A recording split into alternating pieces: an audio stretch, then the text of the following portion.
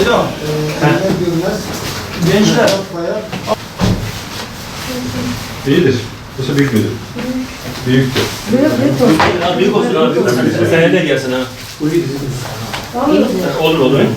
O çok büyük değil. Tamam. Gel. Onlar renkliler gördün mü kızlar?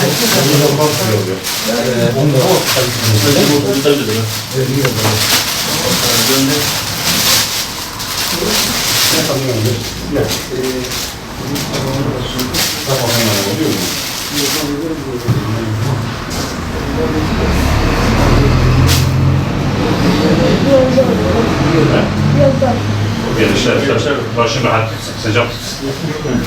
Ondan korkma. Hiç indirmesin daha fazla. He, abil eve git. Aynen üstünde indirme. Siz de indirin, abil eve git.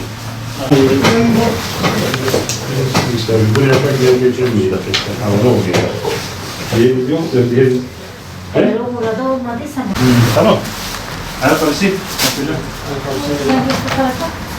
Sen giyinmez zaten. Tamam, bu güzeldir. Büyüktür de. Tamam. Hakkı vere de ver ona. Gel. Yakışıklı.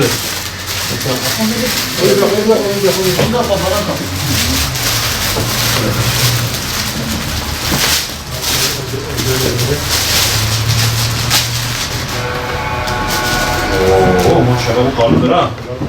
Oo. Hayvara yorgan gibidir. Al. Tamam. Ha, bu da senin kızda. Tamam. 36 bir tane. Nasıl? Olur mu? Güzel mi? Ne geldi? Ya Allah seni başlasın. Ayakkabısı da var. Maşallah gel. Oo. Ayakkabı da güzeldir. Ha, eseyle birbirine uyum değil. O çorabı da uymuş. Sen biliyor musun pembe vereceksin? He? Sen kesin biliyordun biz pembe vereceğiz. Oldu mu? Oo, bu da kulakları ısınsın, tamam. Ama ezan saatinde aç kulaklarını. Anlaştık? Allah seni başlasın. Tamam. Abi de seni çok sevmiş ha. Herkes bir kere götürür, iki kere götürür.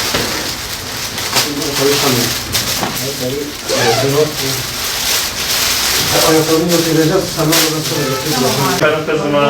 Hadi bakayım. Küçük müdür? Biraz çıkartırız kızı. Tamam abla.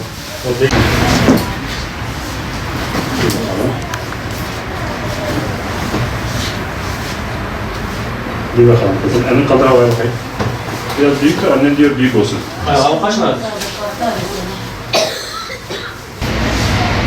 Bu iyidir. Tamam. Geri verin abi. Peki, bunu da yapalım değil mi? Teşekkürler amca. Nasıl? İyi bak. Bu 17 yaşına kadar olan çocuklar içindeler ya. Altına mutlu musun ya ondan sonra? Uluslararası Yardım Kuruluşu Avrupa Yetim Eli olarak dünyanın birçok coğrafyasında yetim, öksüz, mağdur, kimsesizlere yardım etmeye çabalıyoruz. Şu anda Türkiye'de Şanlıurfa ilindeyiz. Türkiye'deki yetim kardeşlerimizin kışın üşümemesi için, akranları gibi kışı sıcak geçirebilmeleri için biz de Avrupa Yetim Eli olarak bu çocukların üşümemesi için onlara bot, mont, atkı bere ve aynı zamanda pişmesi için onlara bir yardımcı olsun diye kırmızı et getirdik. Hayırseverlerimizin bize gönderdiği kurbanlardan kestiğimiz etlerden onlara dağıttık. Rabbim hayır sahiplerinden razı olsun. Biz Avrupa Yetim Eli olarak her nerede bir mağdur ve mazlum varsa imkanlarımız ölçüsünde hayırseverlerimizin bize verdiği desteklerle inşallah Teala onlara destek olmaya devam edeceğiz. Şimdi Urfa'dayız. Birazdan Adıyaman'a geçecek. Oradan Kahta'ya geçecek. Ve Türkiye'nin birçok ilinde Avrupa Yetim Eli olarak yetim çocuklarımıza bot, mont, atkı, bere ve eldiven hediyelerimiz olacaktır inşallah Teala. Bizim hayırseverlere çağrımızdır. Gelin bu yetimlerin kışın üşümemesi için siz de yardımda bulunun ve gönderdiğiniz yardımlara aracı olalım. Sizin adınıza bu yetimleri sevindirelim ki Rabbim de diğer dünyada sizi cennetle mükafatlandırarak sevindirsin inşallah Teala. Allah tüm hayırseverlerden razı olsun.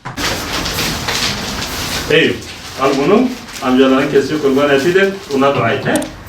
Allah seni başlasın. Allah razı olsun. Allah hayır sahiplerimizden razı olsun.